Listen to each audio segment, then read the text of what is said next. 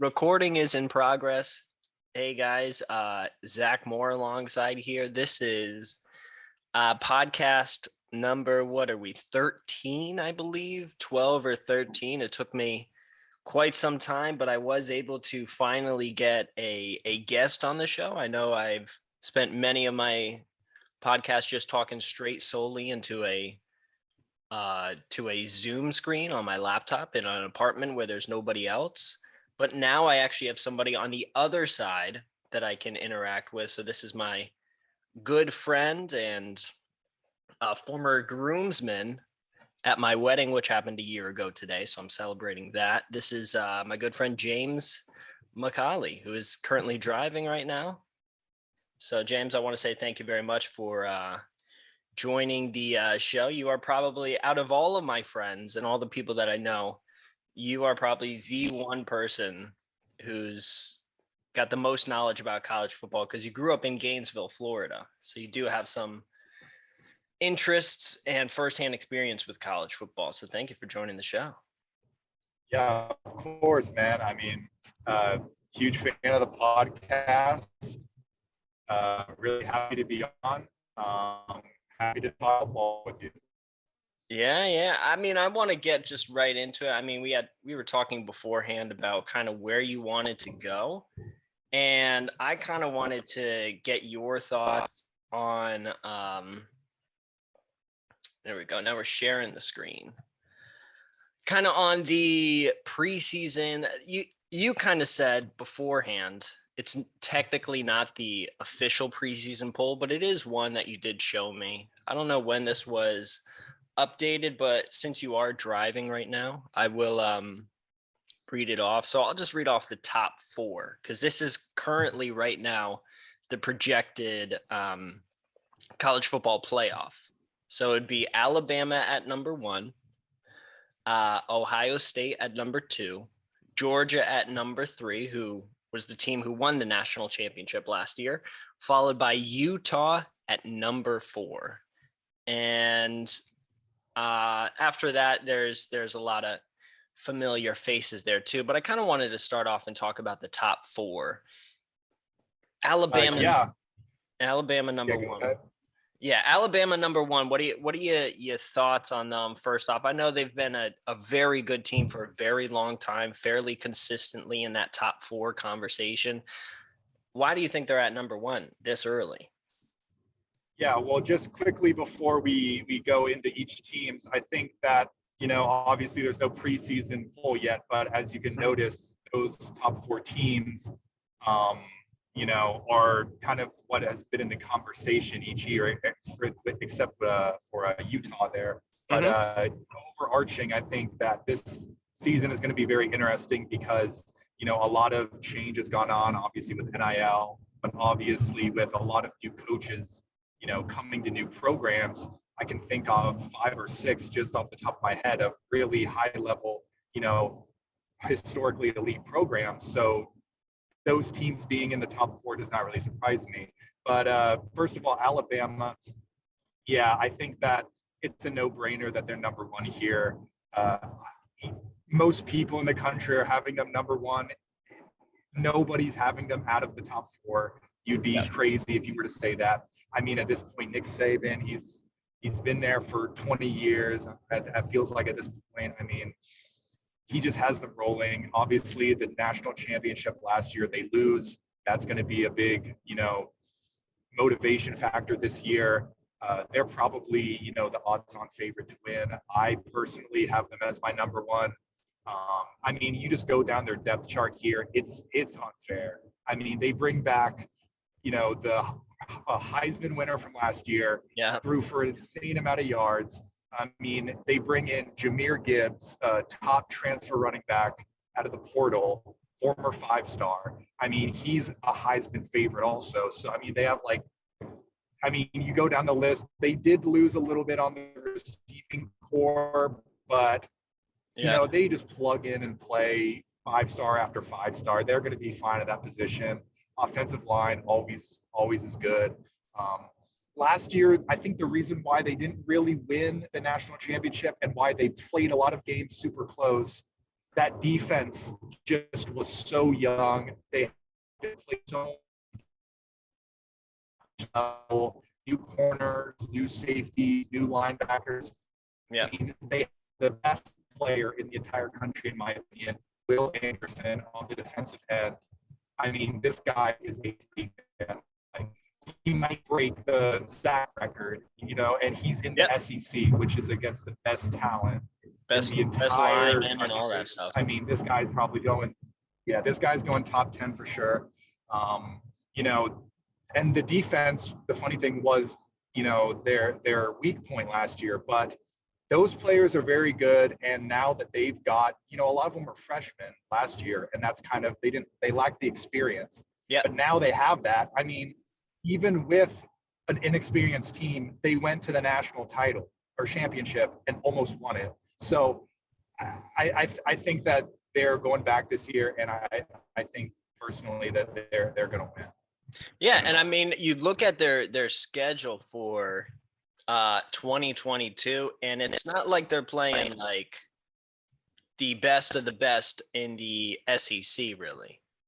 You look at their first game, it's home versus Utah State.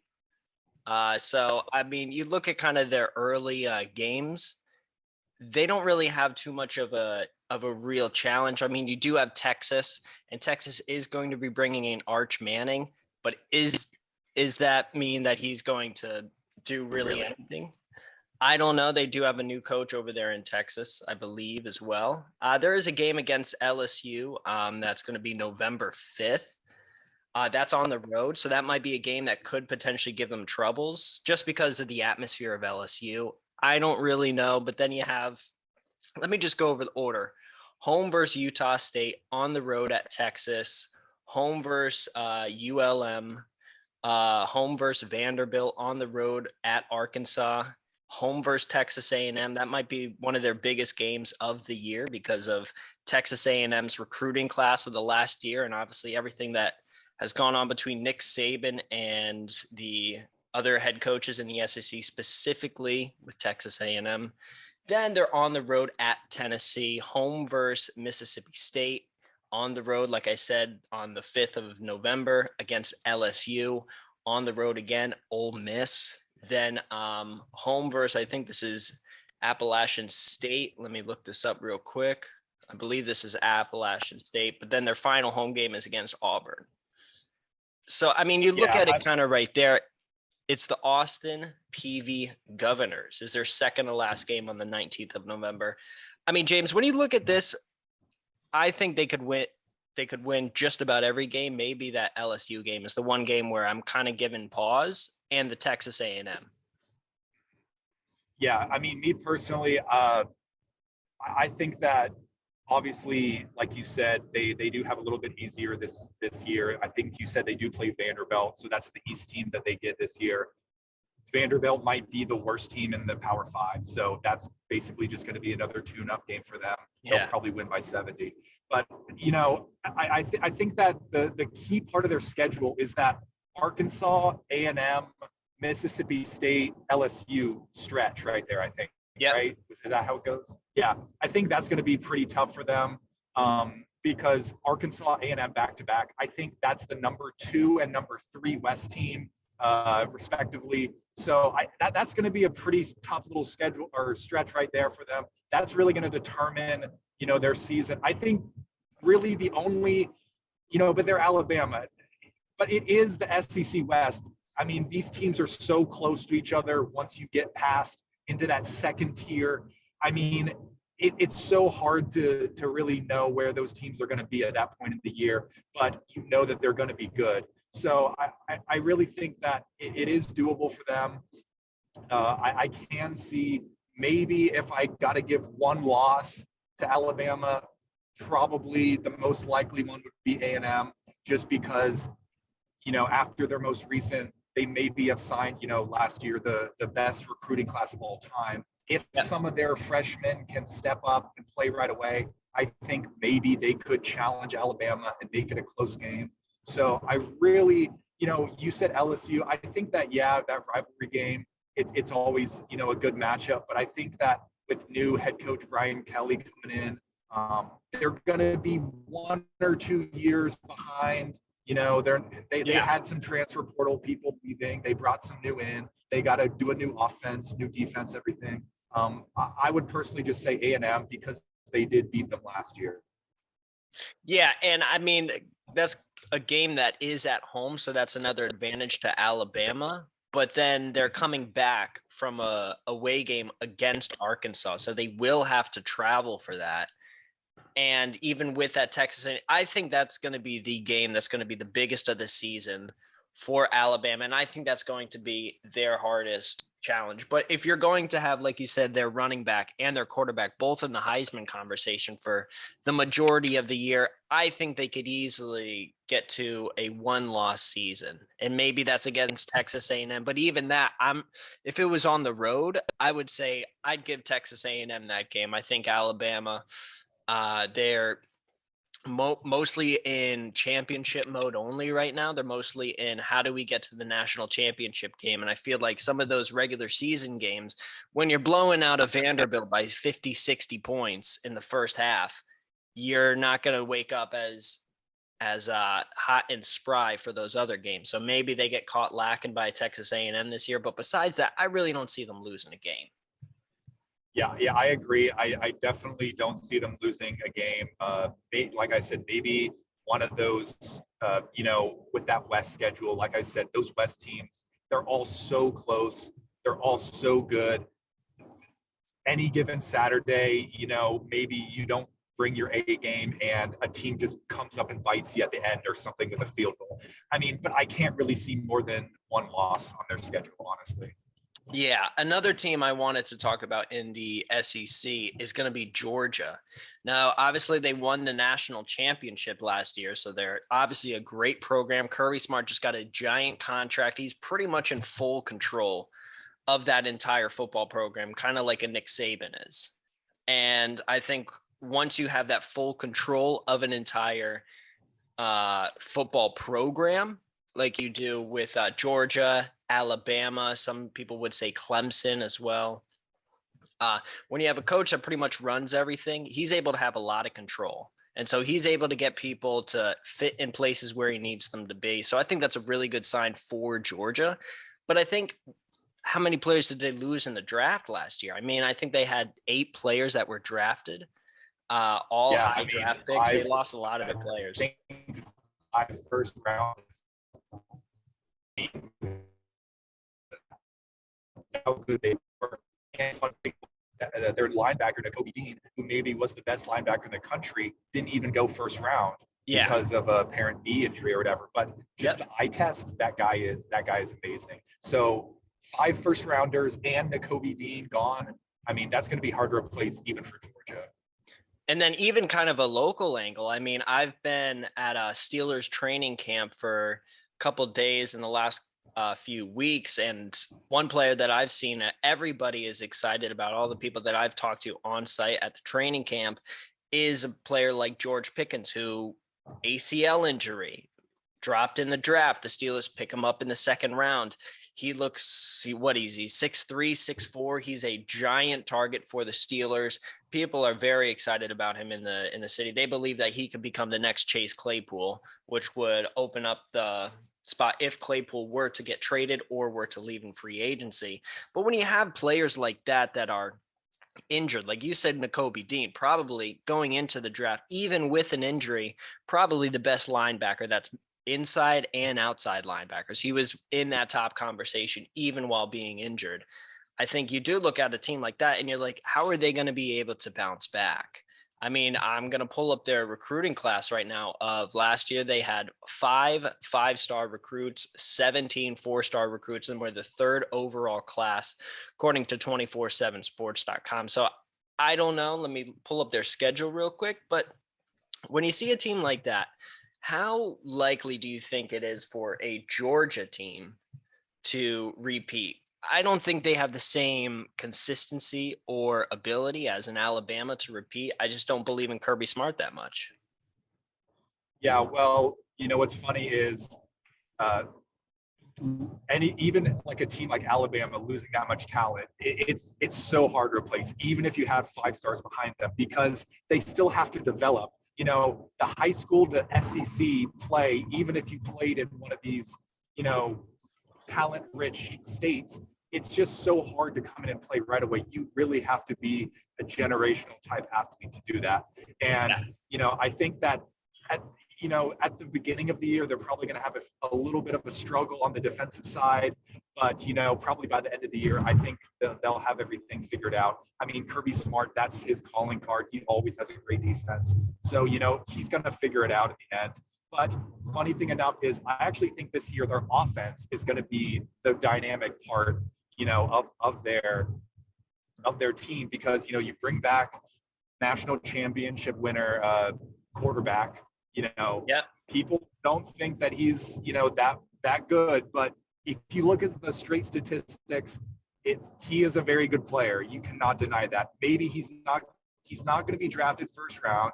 He might not even be drafted top 3 rounds, but he is a very good quarterback and he is a very good game manager. And the talent that they have on their team is enough for him to take them back to the national championship, in my opinion. Their tight end room is insane. I mean, loaded. They have 4 or 5 5-star tight ends on this team. It is absurd. Eric Gilbert, Brock Bowers. I'm blanking on the third guy's name, but I think he was just brought in. Darnell Washington. I mean, they might have the best tight end. Darnell Washington, yes. I mean, they have the best tight end room in the country. They have good receivers. Their running backs are always, that's going to be the main focus of their team. So I think this is going to be a very explosive team offensively. Defense will probably be a little bit more lacking, but like you said, they recruit well. Their baseline of defense is still going to be good enough. And on top of that, they have an East schedule that's pretty manageable. Obviously, they also play Oregon, I believe, at the beginning of the season. They're home versus Oregon on September 3rd at 3:30. Yeah. So I think that if they were playing in the West, maybe they would be second or third, or maybe around there. But because they're in the East, I think it's just going to be 7 or 8 tune-up games for the SEC championship, in my opinion. Yeah, I mean, going over their schedule as well, they're home versus Oregon, on the road against, I believe this is Samson. They're home versus Samson. And then they're on the road, South Carolina, home versus Kent State, on the road at Missouri, home versus Auburn, home versus Vanderbilt, home versus Florida, home versus Tennessee. So they have 4 straight home games as well before they do 2 road games at Mississippi State and at Kentucky, then finish off at Georgia Tech at home. So, I mean, their schedule looks pretty much just as easy. I mean, the main thing for them would be that Florida and that Auburn game as well, because Auburn is always a little bit of a rubble rouser, because sometimes they'll steal the game from you. Yeah, I mean, wow. I did not look at their schedule that closely, but just hearing that they have it really easy. I mean, they were somehow able to get the 2 worst West teams in one year. I mean, on top of an East schedule. I mean, I honestly, because of that, I cannot see us loss. Yeah, I don't see them losing either. I don't know if they'll even get pushed. I think those are the bottom feeders. Yeah, I think those are the bottom feeders of the West. Those are the only 2 teams, in my opinion, that can maybe even challenge them. I mean, Tennessee this year, we'll have to see if they can, pick up their defense. Their offense is enough to keep up with Georgia's, but I think their defense is just not quite there yet to really make it a game. Georgia, they'll probably pull away in the second half of that game. I mean, Florida, they are the only team on their schedule that I think even closely talent-wise can even, go player for player, coverage-wise and receiver-wise. But Florida, they're a couple years away also. Yeah. So yeah, it just seems like it's going to be a bunch of tune-up games for the SEC championship. Yeah, and then I wanted to switch over to another conference, the ACC, specifically Clemson. I mean, in this kind of preseason poll, if you may call it, they're at the number 5 spot. And I wanted to just pull this up real quick and let it load. I mean, Clemson, I feel like, has really fallen off in the past couple of years. Obviously, last year they fell out of the top 15 rankings after multiple years on end on being the number 1 or number 2 seed. Obviously, winning multiple championships and being one of the greatest dynasties that we've seen in recent memory that has rivaled Alabama. You look at a player like Trevor Lawrence, a once in a generation quarterback there who had a lot of success there.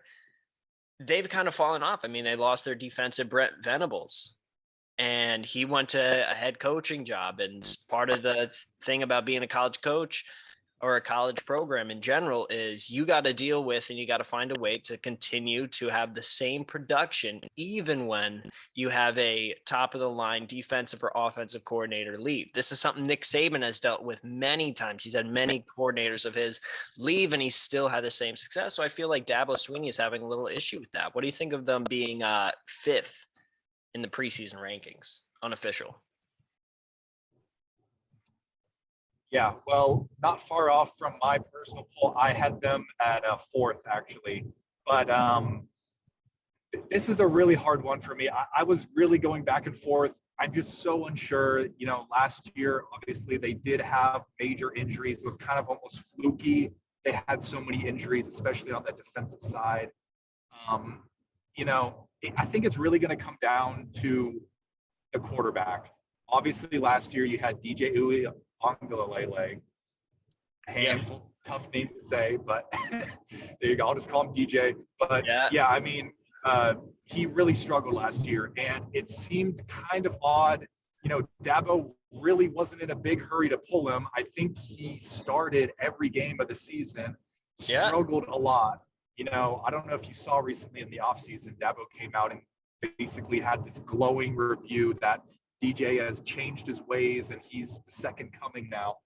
I don't know if I believe all that. I mean, just from what I've seen last year, maybe he's a great practice player, but practice is a lot different from the games. Maybe he just, you know, gets nervous, loses it. He feels too much pressure. Yeah. Former 5-star. He might just be looking in the mental side too much. But you know, you have to look at their schedule here.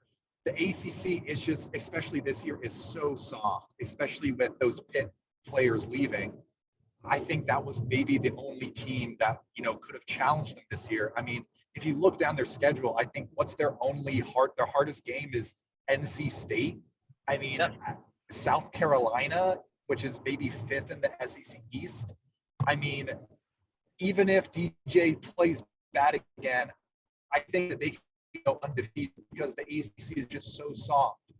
Yeah. I think that Dabo has learned his lesson and he's going to have a shorter leash on DJ this year. If DJ in that first game does not start playing to the expectation and fans start booing like they did last year, I think he pulls him. They have 2 5-star quarterbacks behind him that are ready to go, I would say. Yeah. So Plug look and for play. that. And yep.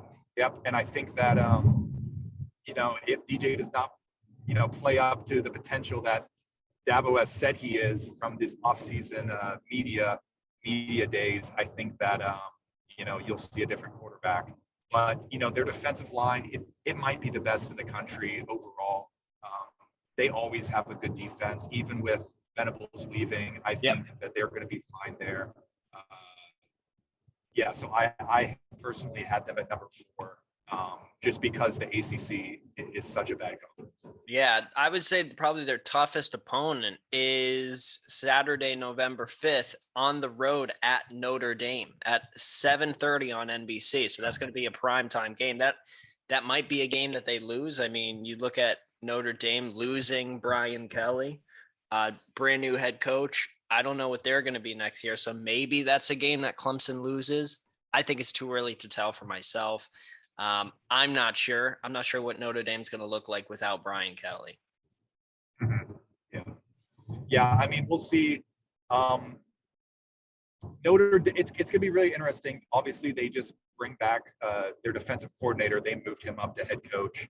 I'm blanking on his name right now, but yeah, I think that, he's brought a lot of life into their program. Yeah. He, I think, one class, so he stepped up from Brian Kelly, surprisingly enough. So, we'll see what he does coaching wise. I think that this first year, they're probably just going to be, about the same level they've been the past few years. I don't quite see them pushing through. They have to play Clemson. They have to play USC. They have a few other hard games in their schedule. So it's definitely a team to watch out for. I think that because they don't play that conference game, if they do well in the regular season, they could be a dark horse team to make the playoff for sure. Yeah. And speaking of another top team, and I want to kind of talk about two teams, Ohio State and USC, but let's start with Ohio State. I mean, obviously in the Big Ten, they're the number one by a long shot. Second place, you could say, is Michigan or Penn State, most likely Michigan. But I think Ohio State, by far the best team in the Big Ten by pretty much a mile. In my opinion, it's not close here. I personally have Ohio State second overall in the country. I think that's also where they're going to finish, just right behind Alabama. I mean, you bring back C.J. Stroud. He struggled early, but once he got his feet under him, almost a Heisman. I think he was the runner-up, if I'm not mistaken, last year. I think he's probably going to this year. I mean, he was phenomenal for them, after a few seasons. Ohio State all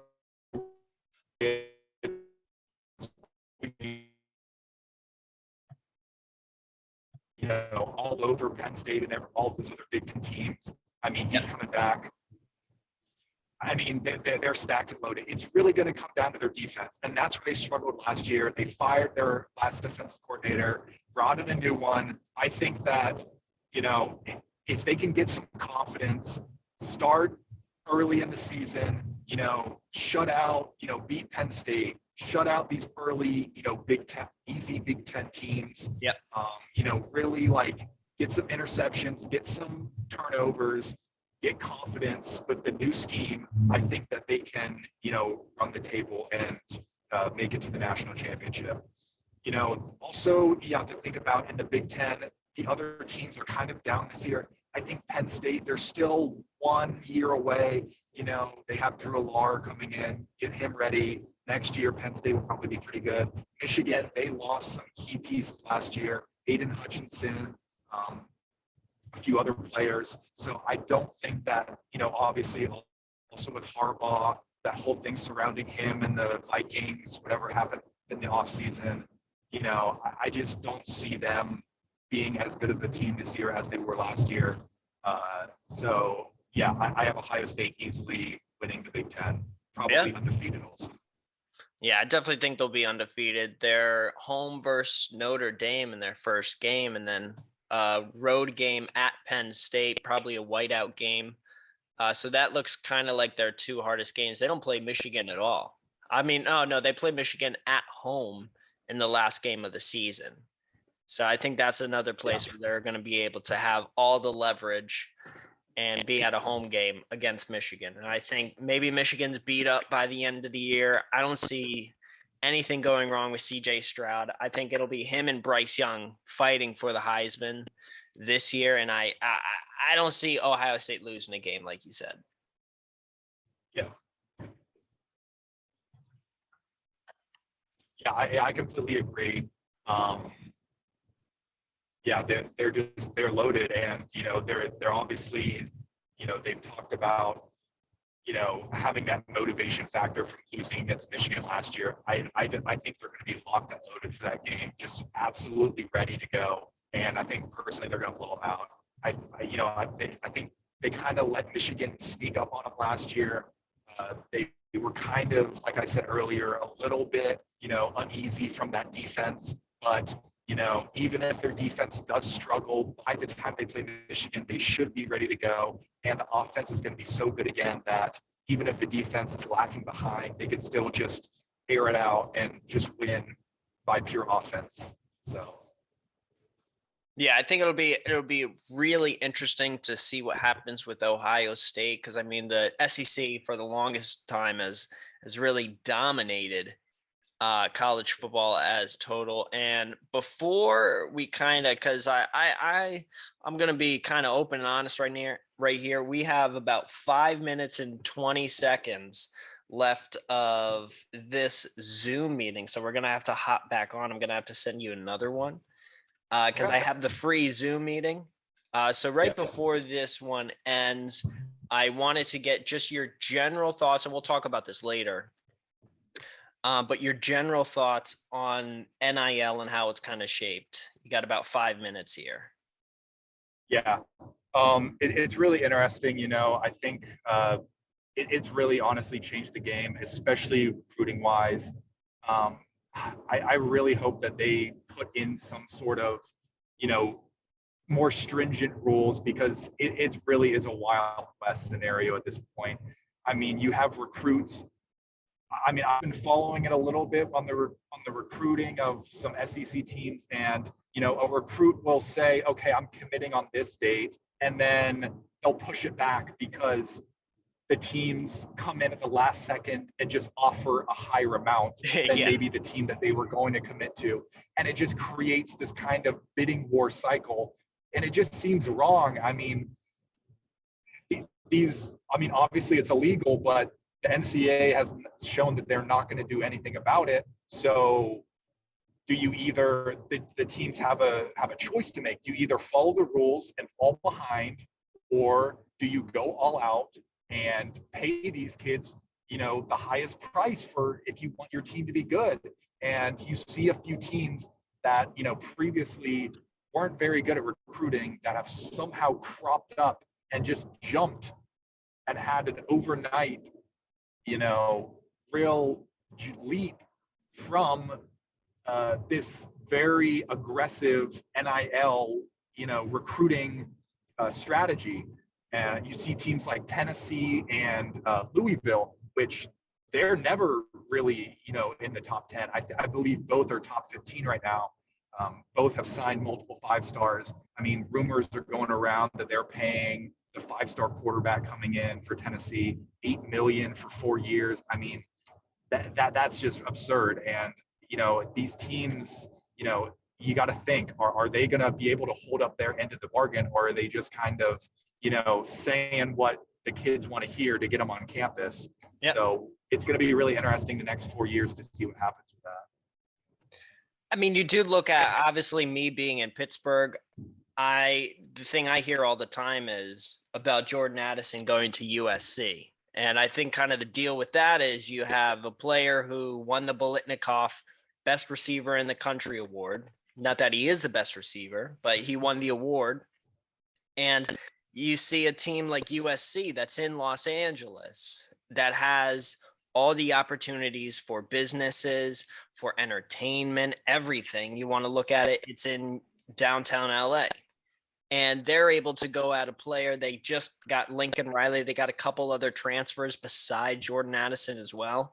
You look at what they're able to do. They're able to say, hey, we're going to offer you however many millions of dollars. We're going to offer you a house. We're going to give you all these other things. And it becomes a bidding war for these players. And you have players who are saying, maybe I can get more playing time and look better on this team and have a higher chance of getting drafted. Or I can transfer to this other school. Yeah, maybe I have to sit out a year, or maybe I don't have to sit out at all.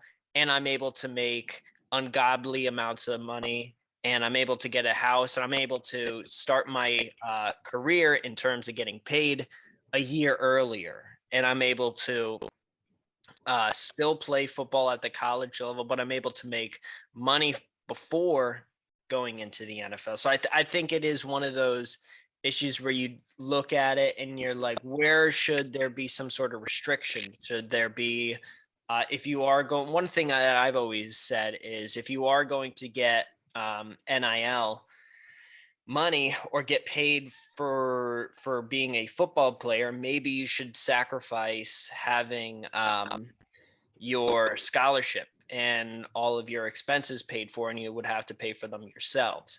That's an argument that we could definitely have, but unfortunately, we have less than a minute. I have no idea how much time we have left in this Zoom room, so I'm going to end it, and then I'm actually going to call you back if that's all right.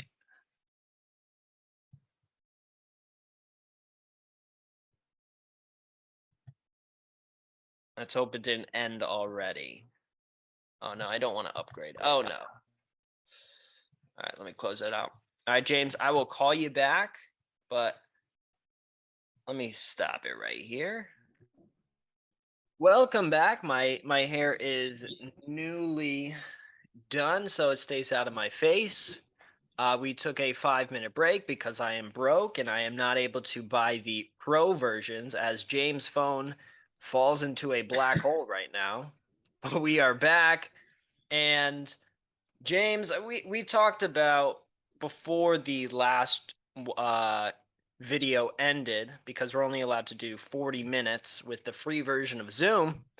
We were talking about the NILs and kind of how it's affected, and I was talking about Jordan Addison going to USC, and then kind of like big picture, what is the like stopping point? And my thought was, as I said, maybe if a player gets a NIL deal, maybe they shouldn't get a free full ride scholarship, that kind of thing. Is there anything really that you can think of that would be a type of rule or implementation to maybe keep the playing field so that both the university gets what they want, but also the players get what they want in terms of the NIL deals? Yeah, for sure. I mean, to start off, answering the first part of your question, yeah, I think that Jordan Addison going to USC is only the beginning. I think that what you're gonna see is these elite programs that have the money and are willing to spend it are just gonna come and pluck from some of these maybe smaller schools that obviously can't, offer them the same type of deal. I mean, for Jordan Addison, I mean, it's just they have more money, and that's what he was thinking. It's so hard to get into the NFL, even if you're good in college. So he probably had the idea of, okay, let me get my money now just in case the NFL doesn't work out. Yep. And if it does work out, okay, well, I made money in both, it's kind of like a backup option. So, I think that you're going to see the elite of the elite get better, and there's just going to continue to be a gap in the sport, which I think most people don't want to see because, let's be honest, it's not really that fun when you see Alabama winning the national championship every year. Yep. But anyway, second part of your question is, yeah, I mean, it's really hard to say what can be implemented. Right now, I think anything would be good because it's such a wild scenario that we're in. Oh, yeah. It's an auction. I mean, let's just call it what it is. It's an auction. Yeah. Alabama says, I'll give you $1 million. Georgia says, I'll give you $2 million. USC says, I'll give you $3 million. It's just, and it goes up and up and up. And where's it going to end? I mean, I can't really tell you at that point. I think that what there needs to be is a specific committee or some sort of governing body that just doesn't allow this type of just blatant negotiation between schools and recruits. I think that, there has to be some sort of punishment. If you can recruit a kid like you could before, and you can say, okay, look, Bryce Young at Alabama, he's making, $2 million through NIL. And you can say, okay, look, this is what he's getting. If you come here and you perform at that level, you can probably get a similar type contract. Yep. But to just blatantly say, okay, I'll give you $3 million just because I want you to come to my school, it just seems wrong and scummy. I don't know. That's just my opinion. I think that there needs to be a governing body and serious repercussions for schools that are blatantly, negotiating with high school recruits.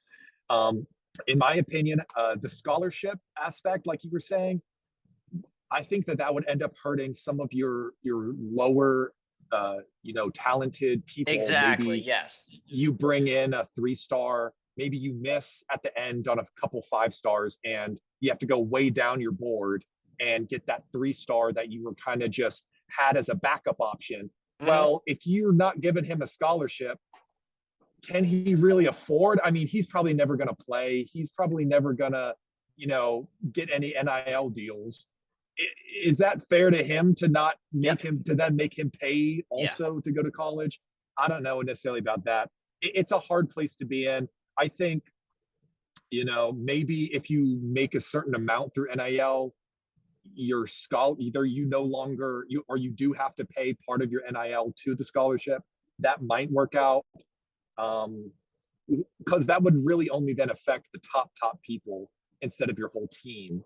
Yep. Um, but then again, well, that might be unfair because then the school could allocate that money to then maybe recruit even better people or increase their facilities even more, making it more unfair then because then they would get more of the top talent. So it's just really, it's a tough place to be in. And I think the reason why you haven't seen any more strict rules come out is because it's really convoluted and the legal, I'm going to school to be a lawyer and I can't even tell you all of some of this legal, convoluted wording that is going on right now with the NIL. So um, I think we'll just have to see and hope that, there is a rules that do come about.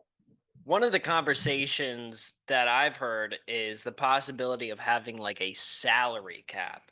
So, say you're in Alabama and you're bringing in 10, 15 5-star recruits, and you are able to say, hey, we're Alabama. You know us. We're a huge brand. We have people from all over the country who want to do advertisements with us, who want to be on our website, want to be on game days, all that stuff that goes along with it. What if there was a salary, like a certain fund that's run through the school?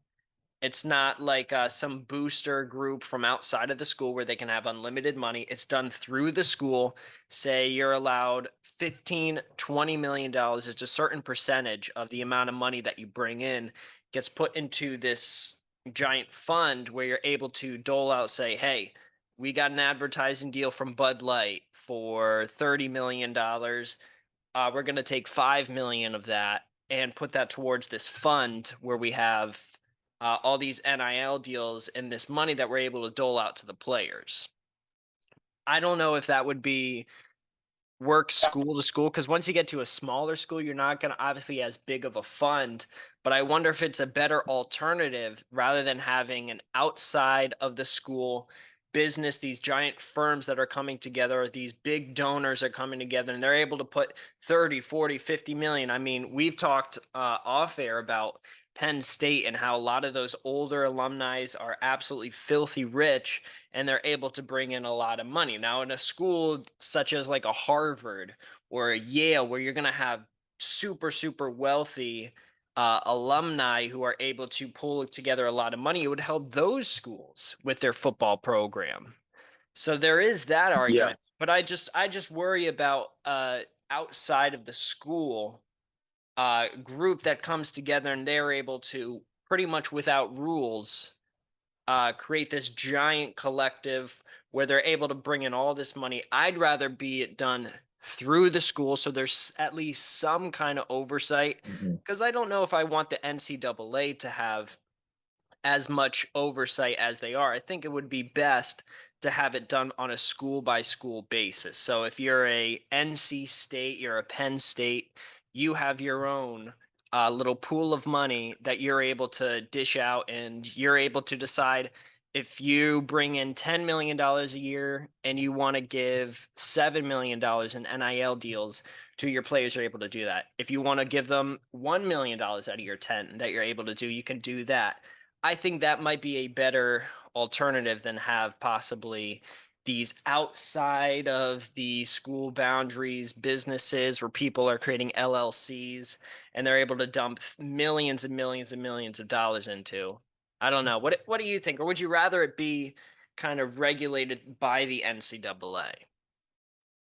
Yeah, I think the collect or what you were saying about the collective, almost like a salary cap, would be a great idea. Yeah. Um, Unfortunately, it comes down to some legal issues because that might work for private institutions, but when you're talking about these big public institutions, Okay. which most of the college football, you know, big elite programs are, Yeah. they unfortunately, because they are like literally government state organizations, there is some really sketchy territory that they go in when they start paying these people. See, because then they almost become employees of the state.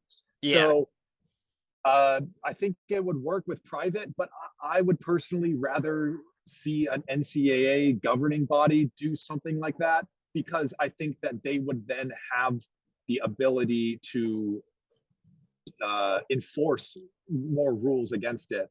But it would for sure work for private companies. But I believe as it goes right now is there is collectives at most of these big schools, and they do dole out money based upon that for certain things. Maybe they'll do an interview with the media, or they go on somebody's podcast and they'll pay them for that. But it's so hard to say because we've never seen anything like this before. And I think that the more you make it like a professional sport, the more, college football changes. And I don't think that's necessarily for the better. I definitely agree. There's a fine line between it still being a college sport and everybody's still like all about the gamesmanship. They want it to be a pure thing, and then once you start putting money into it, then people's motivations are going to change. Like now, if you have NIL deals, you get signed for a 3-4 year deal, freshman going into college, and there's a bowl game that comes up.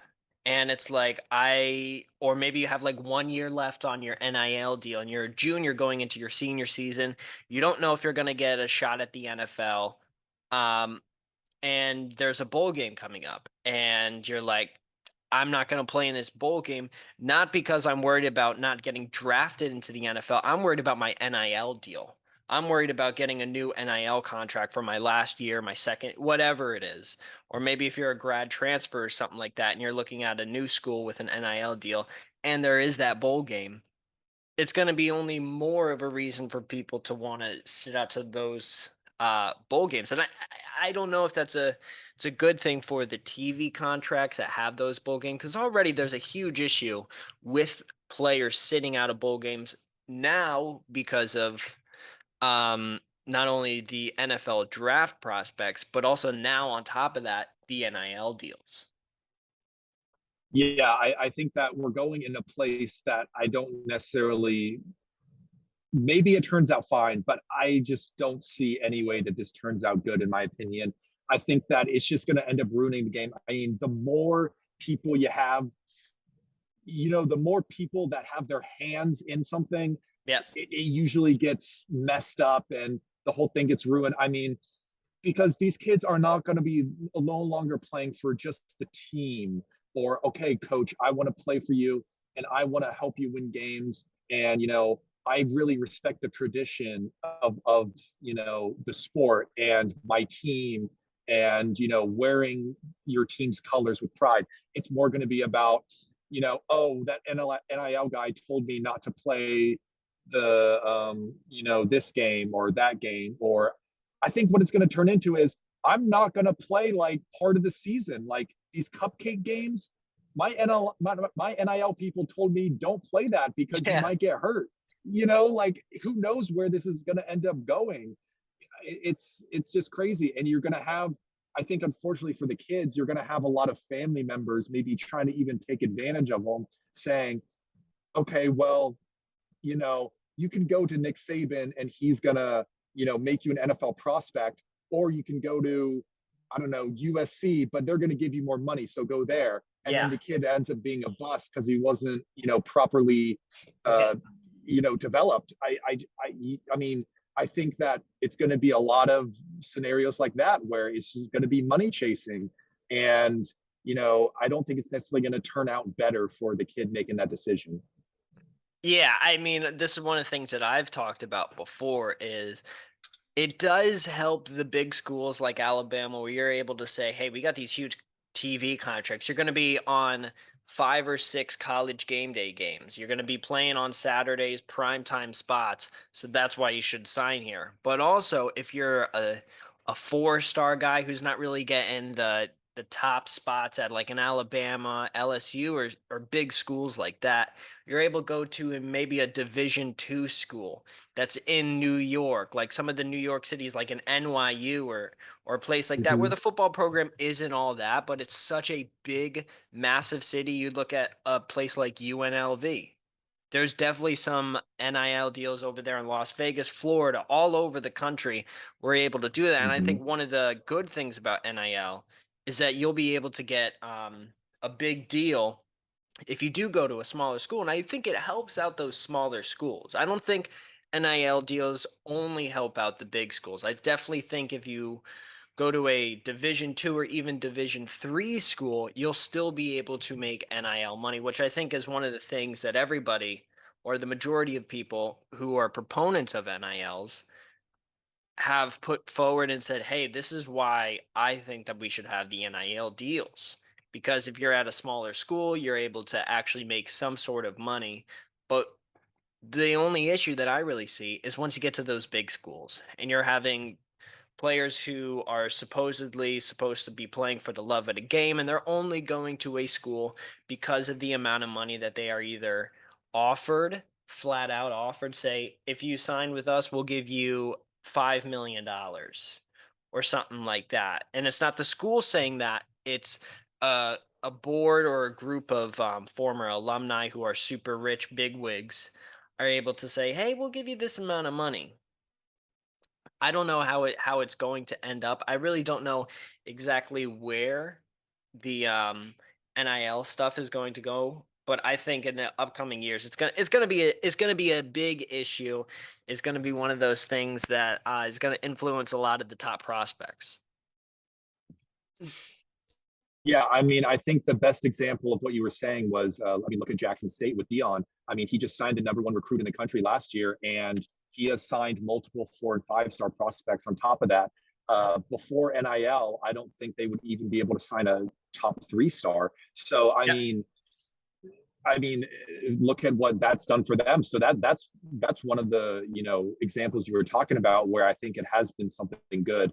And I definitely agree. Maybe some of these smaller SEC schools that have never been part of the conversation before, but have the same fan backing and the same alumni that are just as rich as the other schools, maybe they start to do better because now they can get those top kids. I mean, so maybe it does create a parity between that second tier of teams where you're not going to have Alabama at the top and then maybe Florida, yeah, in the second tier, but there's going to be more within that second tier. You know what I'm saying? That it'll create more parity in that one. But I think that it also does create a scenario where the people at the very, very top are just going to continue to get better. Yeah, like you'll be able to have a number one overall recruit that goes to Alabama and they're able to be like, all right, we'll give you this, we can guarantee you this amount of money. And then there's that number 12 guy where Alabama already has 6 or 7 5 stars and they all got NIL deals. But there's one person on there who's a 5 star, one of the 2025 best recruits in the country who, because Alabama has so many 5 stars already coming in, they all have NIL deals.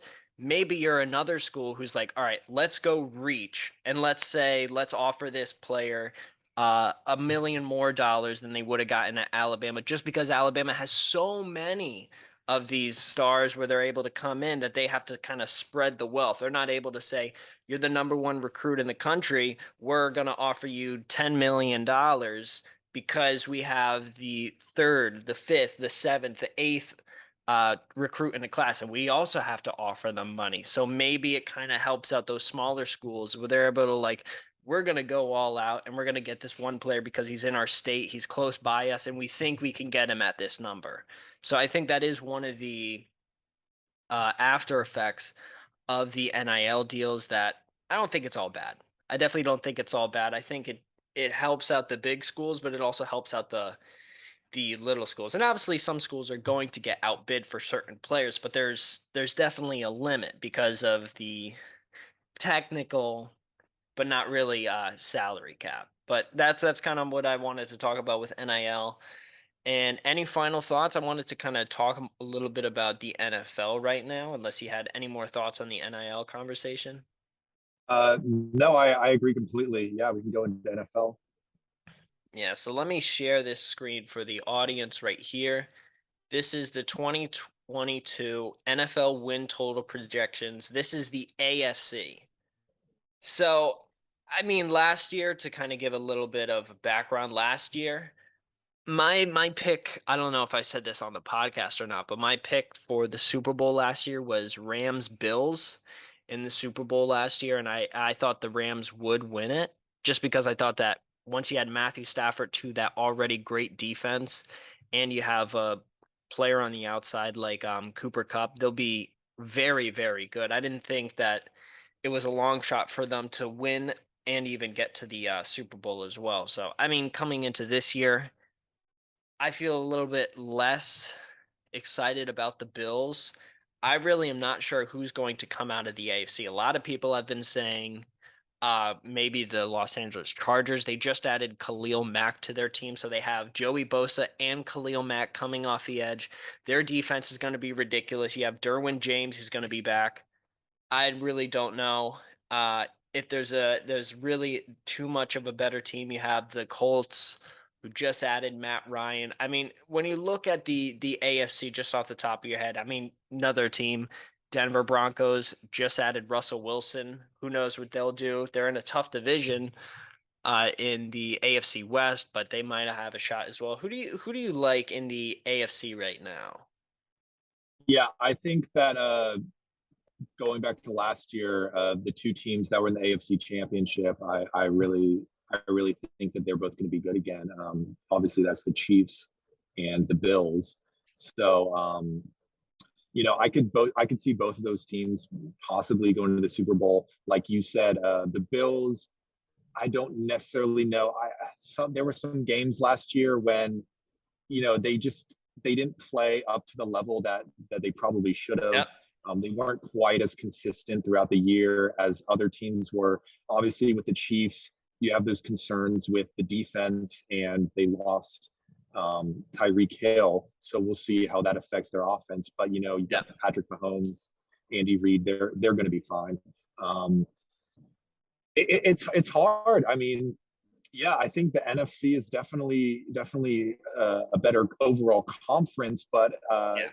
I do like the Chargers for sure. I think that um, like you said, their defense they've really you know gone out and made it a point to make their defense amazing, and they did that this offseason. So I could for sure seeing them with Justin Herbert. He is another year more confidence, more, with those receivers getting more confident. Yeah. I think for sure that they could go to the Super Bowl. Yeah, one of the things I will state about last year's team, I think if you're looking at in terms of competition within the division, the Bengals as well as the Bills, those are kind of the two teams where I feel like there's not going to be a lot of other competition. Maybe even the Mhm. Colts. Um, but for the most part, I feel like the Bengals are going to be able to pretty easily win their division because you look at kind of the other teams that are in that division. You look at the Ravens, bunch of injuries last year. They do have a chance, but I really don't feel too excited about the offensive firepower of the Baltimore Ravens. You look at their running back core, not very promising. They have a great offensive line. They obviously have Lamar Jackson. Receiving core, I don't feel too happy about. Obviously, they traded away their number one wide receiver, but I look at that team and I think I don't know if they're going to be able to get up above the Bengals because I think even with Joe Burrow and Jamar Chase, Joe Mixon, that's pretty much all you need on that offense. I think they're going to cruise, and then same thing kinda with the Bills. You look at the Patriots, Mac Jones, solid quarterback for the Patriots, but their offense the rest of it doesn't look very promising. Even with Bill Belichick there, they do lose Josh McDaniels. So I have no idea what that offense is going to look like. Miami, yeah, you have Tyreek Hill and Tua down in Miami. I don't know if they're going to really do all that much. They have a brand new head coach from the 49ers, Mike McDaniels. And I think I said his name wrong, but they have a new head coach coming from the 49ers who's young. Might be good for them, but I have to wait and see right there. So I think the Bills are easily going to win their division, and so are the Bengals. And then I look around the other place. Another team that I don't feel like a lot of people really aren't paying a lot of attention to is the Las Vegas Raiders. You look at their defense last year, Max Crosby, phenomenal athlete, really good pass rusher. And then you look at their offense, they upgraded. Hunter Renfrow is their second best receiver, and he was a fantastic slot player last year, really good late in games. And now they add Devontae Adams, quite possibly the best receiver in the NFL. And he already has a relationship with Derek Carr. You add Josh Jacobs to that team as well. Their offense, I think, is going to be absolutely phenomenal. And I think the AFC West is going to be one of the most tightly contested. I think you could see three teams in there that get right around 10 wins. I mean, it's a 17-game season, so I think you get three teams in that division that win 10 games. And even the Broncos in that division, I don't trust their defense and offensively.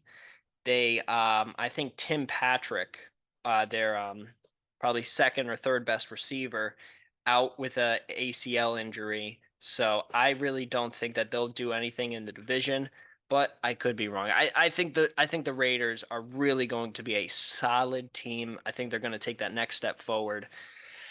So I mean, who do you see coming out of the AFC to the Super Bowl?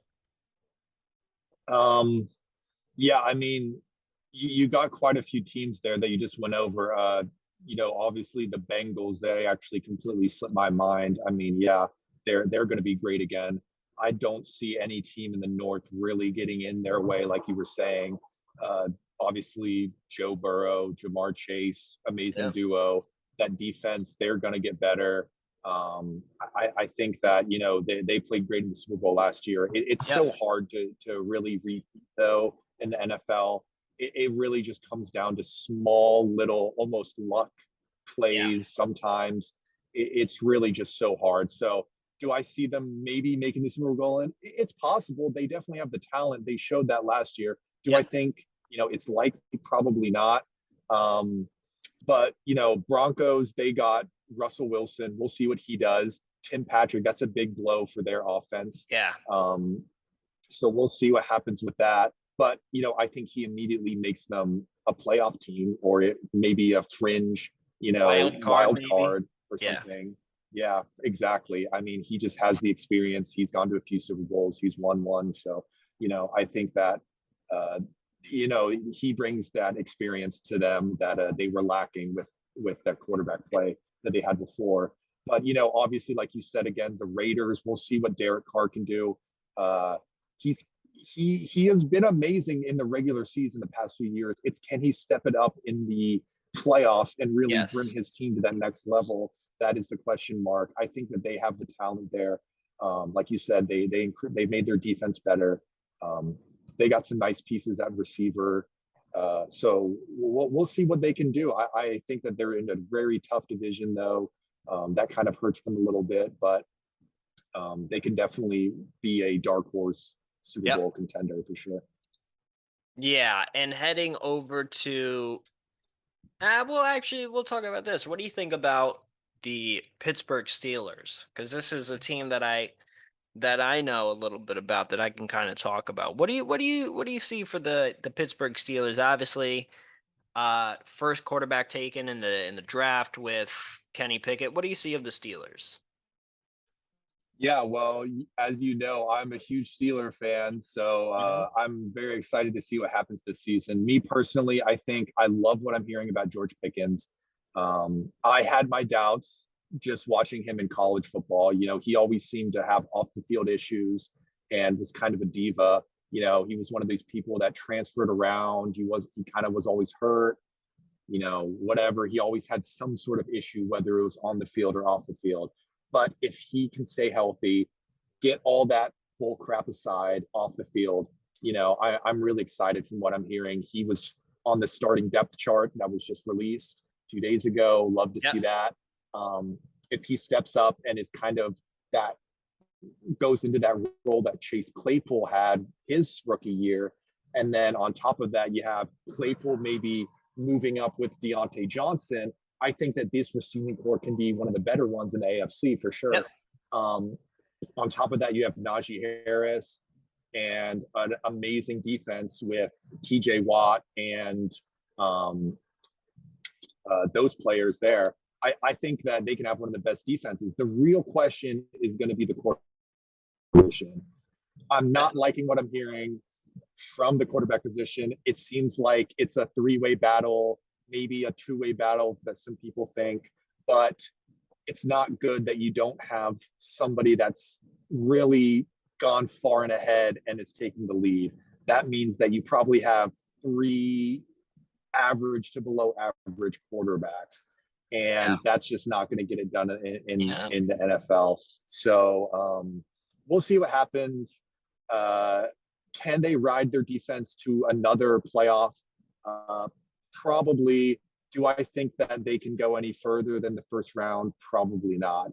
I think that we'll see what the development of Kenny Pickett is from here, but he's probably going to need at least 1 or 2 years before I think he's ready to play. Yeah, the depth chart came out for the Steelers a couple of days ago, and as it stands currently, Mitch Trubisky is your number one, Mason Rudolph is your number two, and Kenny Pickett is your number three. And Yeah. I mean, as you look at it right now, that's not the best sign for Kenny Pickett. For the future of the Steelers, I think he'll be an okay player. I don't think he's going to be a Hall of Famer or anything. But I think the Steelers' position is they signed Mitch Trubisky. They're kind of in a weird year where they had the opportunity to go get a Deshaun Watson. They didn't want to give up their future. They decided to take Kenny Pickett instead. Now looking at it, that might have been the best option given what Deshaun Watson may or may not play this season. So, but that leaves the Steelers in a weird position where you don't know who their quarterback's going to be. Coming into the year, I was like, I think they're going to have to start Kenny Pickett, but watching Kenny Pickett and seeing among the three at training camp, there's not one player who you're like, oh no, he's by far away the best. Even Mason Rudolph has looked very good. He obviously, in Matt Canada's offense, the offensive coordinator for the Steelers, he's looked like the best player there, or the one who's the most comfortable. I mean, you see him in drills, and he's really by far and away the most experienced player at the position, and it shows. I mean, obviously, talent-wise, I'd say Kenny Pickett looks very good. There's some plays where he's able to throw on the run. He looks extremely athletic, and he's able to make those plays, but it's just the consistency. And also, he's not super familiar with the playbook. Yeah, Matt Canada was with him while in college, but I think they have to start with Mitch Trubisky. And I think that as far as the defense goes, they're going to be good. It's the secondary I worry about. Obviously, they do have Minka Fitzpatrick. I'm not worried about him. It's just that cornerbacks group. I mean, they signed Levi Wallace in the offseason. He's a veteran. I just worry about what their defense in the terms of the passing game is going to look like. And so I think that they're going to come third in the division, maybe. Even if the Cleveland Browns don't get over 10 games of Deshaun Watson, I still think they'll be able to come second in that division. But I think as of right now, it's the Bengals in that division, and I think really the Steelers could possibly end up last in that division. So could the Browns, though. But I think as it stands right now, the Steelers are in a very, very precarious situation because there's one position that you don't want to have any doubts about, and that's the quarterback position. And the Steelers, uh, one of the biggest franchises that has an issue with their quarterbacks, where they're like, "Who's our guy?" I mean, you look at another bad team, Houston Texans, Davis Mills, he's their guy. You look at other teams, the 49ers, they have their guy in Trey Lance. The Steelers are one of those few teams where they don't know who their future is. They don't know who their guy is. So maybe during the season they're going to say, we're at now called Acrisure Stadium. We're gonna put in Kenny Pickett in the second half. We're down 27-3 against the Bengals. Screw it. Let's throw in Kenny Pickett. We're not going to the playoffs anyways. I think this could potentially be one of the seasons where Mike Tomlin goes below 500 for the first time in his career. Yeah, I completely agree. I think that the two positions that you want to have shored up if you want to make a playoff run or even the Super Bowl is quarterback and cornerback. And unfortunately for the Steelers, that seems like they're two most up in their positions right now, because you need a good quarterback that's going to make those plays in the clutch moments, not a game manager. And, with the quarterbacks they have right now, I think that all I see is game manager. I think Mitch Trubisky is going to be the starter because he's the most consistent. Mason Rudolph has the biggest arm, but he's thrown way too many interceptions in the limited playing time he's been in. And I think Kenny Pickett, like you said, he's just too young. He's going to need a little while. Maybe he ends up being a star. We don't know yet. He's going to need some time. And on the cornerback position, exactly like the quarterback, you need somebody that's going to be able to defend and not let the quarterback pick you apart. I think that they're unfortunately in a division where if Deshaun Watson does come in and play, it's not going to be looking good for that position, because you have Lamar Jackson, you have Joe Burrow, and now you have Deshaun Watson picking apart your secondary. And it doesn't matter if you have the best player in the entire National Football League in TJ Watt, because if they get the ball out fast because your corners are not able to cover those receivers, you're going to lose. So I think that I'm not liking where their cornerback position is right now. Maybe they end up being good, but it's hard to say at this moment. I completely agree. This might be, unfortunately, a bad season for the Steelers, and maybe their worst in the past 2 decades. I completely and totally agree. I think we're definitely on the same page in terms of what our worries are for the team. And we only have about 90 seconds left, but the last thing I do want to say is if the Steelers do go below 500 this season, frankly, I'm not a huge fan of the Steelers. I know you are, James.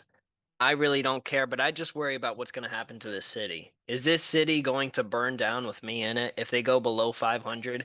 I mean, I work with Mark Madden, and every week I hear him talk about how he doesn't give a crap if the Steelers lose. He's always saying the Steelers are going to lose, so I do worry about the future of this franchise if they do have a below 500 season. I think if not this year, maybe next year, because I don't know what they're going to do next year. But I want to say thank you, James, for joining me. I'm sure soon as we hop off this thing, I'll talk to you soon. But don't know how much time we have left. But I want to say thank you for tuning in, for listening, and thank you for James for joining me today. Really appreciate it.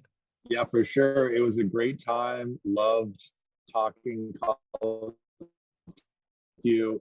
This was pretty fun. My first podcast I've ever done. So maybe you'll have me on in the future again, and I'll talk to you soon. Oh, absolutely. Thank you, brother.